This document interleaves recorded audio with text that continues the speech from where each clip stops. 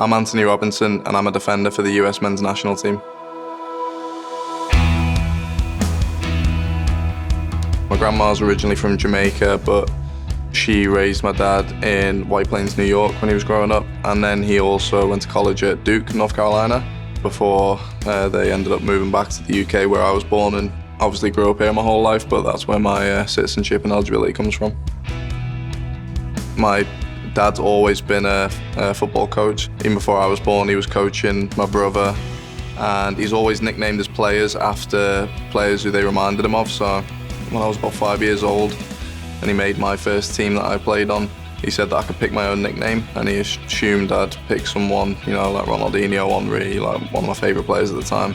For whatever reason, I just said I wanted to be called Jedi. So I look back, I see a lot of pictures of me, like, you know, dressed as Luke Skywalker, and I had all the toys and things like that. So I must have just been really dead set on that at the time. But growing up, I just, like, it didn't even associate with Star Wars or anything anymore. It just kind of became my name, and ever since I can remember, whenever I've met new people, introduced myself to new people, I've introduced myself as Jedi at school, at new clubs. My mum and dad still call me it to this day, so that's just kind of stuck with me now.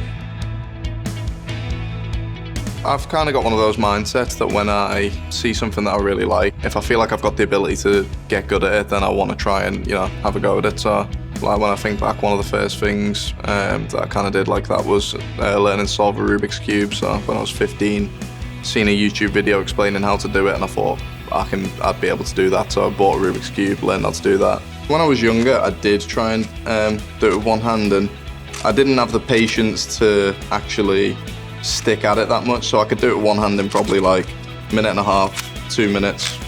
But I just thought, yeah, I couldn't be bothered. Like, the next step would have been to, you know, learn how to memorize a lot of stickers and colors, and like go about it that way to try and speed up. But I was just kind of quite happy with the time that I had, so I thought I'd stick at that. But then, you know, family members all seem to think that I love Rubik's Cubes and puzzles and stuff just because they know I can solve it. So Christmas presents is kind of always a puzzle, or I actually got, so this is a 3x3 cube. My friend got me a 5x5 cube to try and have a go at, which I ended up being able to do in probably about 5 minutes, and I was pretty happy with that because it's quite hard to do. But yeah,